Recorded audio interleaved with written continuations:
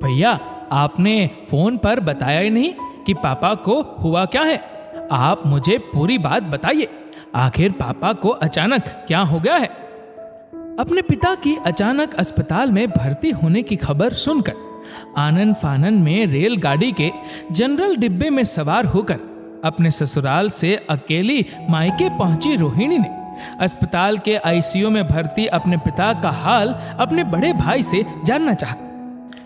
रोहिणी के मायके का हर एक सदस्य अस्पताल में मौजूद था, लेकिन हर किसी के चेहरे पर उदासी थी और सबकी जुबान पर ताला। लेकिन रोहिणी के बार बार पूछने पर रोहिणी के बड़े भाई ने अपनी बहन को समझाया, पापा की दोनों किडनियां फेल हो गई है। डॉक्टर बता रहे हैं कि अब पापा ज्यादा दिन तक जिंदा नहीं रह पाएंगे। डायलिसिस का खर्च भी बहुत ज्यादा है। कब तक हम पापा को डायलिसिस के सहारे जिंदा रख पाएंगे पता नहीं। लेकिन भैया, कुछ तो उपाय होगा ना। पापा के इलाज के लिए डॉक्टर कुछ तो बता ही रहे होंगे ना। अपने सर से पिता का साया खो जाने के ख्याल मात्र से ही रोहिणी घबरा उठी थी। डॉक्टर किडनी ट्रांसप्लांट के लिए कह रहे हैं, लेकिन उसमें बहुत खर्चा आएगा और उससे भी कहीं ज्यादा दिक्कत की बात यह है कि कोई किडनी डोनेट करने वाला भी तो नहीं मिल पाएगा इतनी जल्दी। क्या किया जाए कुछ समझ ही नहीं आ रहा। रोहिणी का बड़ा भाई अपनी परेशानी रोहिणी के साथ साझा कर रहा था और परिवार के अन्य सदस्य वहीं खड़े होकर चुपचाप सब सुन रहे थे। लेकिन रोहिणी ने झटपट सुझाव दिया, भैया, अगर अपने घर का कोई सदस्य अपनी किडनी पापा को डोनेट कर दे तब तो पापा की जान बच सकती है ना। हाँ, डॉक्टर ऐसा सुझाव दे रहे हैं, लेकिन क्या भैया, हम तीनों भाई बहन मिलकर पापा की जान नहीं बचा सकते। रोहिणी का बड़ा भाई अभी कुछ कहता, उससे पहले ही रोहिणी की बड़ी भाभी बोल पड़ी, देखो रोहिणी, तुम्हारे भैया अपने परिवार को अकेले कमाने खिलाने वाले आदमी हैं।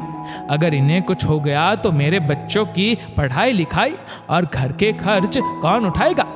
और वैसे भी ससुर जी की जिंदगी का अब कोई ठिकाना नहीं है। फिर उनके लिए एक जवान आदमी अपनी एक किडनी बर्बाद क्यों करे भला। भाभी, मैं तो बस एक बात कह रही थी, लेकिन ये कोई समझदारी की बात नहीं है रोहिणी। मैं कह दे रही हूँ, आगे से ऐसी सलाह अपने भैया को देने की कोई जरूरत नहीं है।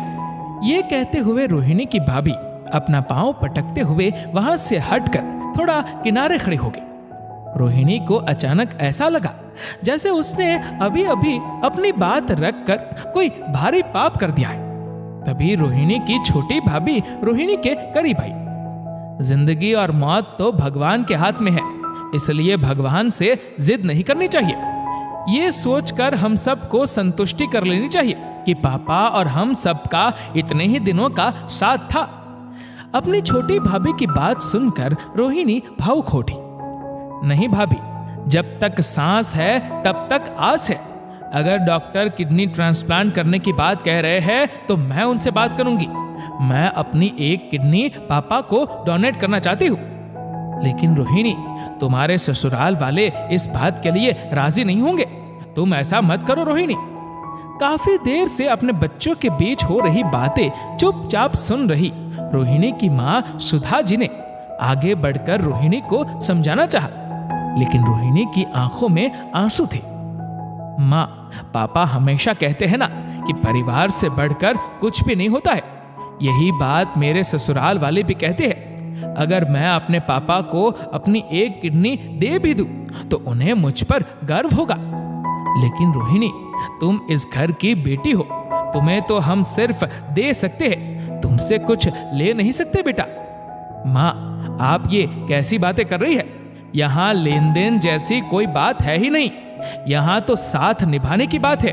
और आप ही तो कहती है कि बेटियां आखिरी वक्त तक अपने माँ बाप का साथ निभाती है। फिर आज आप मुझे पापा का साथ निभाने से मना क्यों कर रही है माँ? सुधा जी ने जिद पर अड़ी अपनी बेटी रोहिणी को हिम्मत कर आखिरी बार समझाने की कोशिश की। बेटा, तुम एक किडनी डोनेट करने के बाद काफी कमजोर हो जाओगी। तुम्हारे आगे पूरी जिंदगी पड़ी है बेटा। सुधा जी रोहिणी को समझा रही थी, लेकिन रोहिणी आगे बढ़कर अपनी माँ के गले लग फूट फूट कर रो पड़ी। नहीं माँ, पापा का प्यार मुझे जीवन भर एक किडनी पर भी जिंदा रहने की भरपूर ताकत देता रहेगा। आप मुझे मत रोकिए माँ। रोहिणी ने फैसला कर लिया था। अस्पताल में आईसीयू के बाहर मौजूद रोहिणी के दोनों भाइयों और भाभीियों की नजरें झुकी हुई थी, लेकिन वहां मौजूद डॉक्टर और नर्स की नजर में आज एक बेटी की अहमियत साफ साफ नजर आ रही थी। दोस्तों, इस वीडियो को लेकर आपकी क्या राय है, नीचे कमेंट करके जरूर बताएगा। और अगर आपको वीडियो अच्छा लगा हो तो इस वीडियो को लाइक करेगा, शेयर करेगा ज्यादा से ज्यादा लोगों तक, और ऐसे ही और भी इंस्पिरेशनल वीडियोस के लिए सब्सक्राइब करें हमारे यूट्यूब चैनल को और फेसबुक पर फॉलो करें हमारे पेज को। धन्यवाद।